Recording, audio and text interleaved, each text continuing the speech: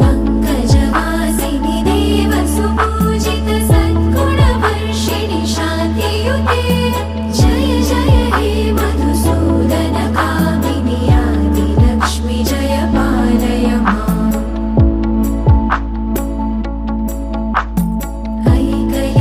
ऐकलिकल्मषनाशिनि Kamini वैदिकरूपिणि वेदमये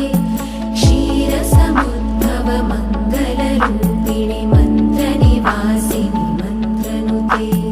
मङ्गलदायिनि अम्बुजवासिनि देवगणाश्रितपादयुते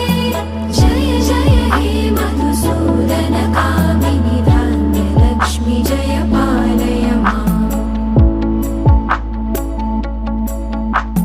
Jai वरवर्षिणि Vaishnavi Bhargavi मन्त्रस्वरूपिणि मन्त्रमये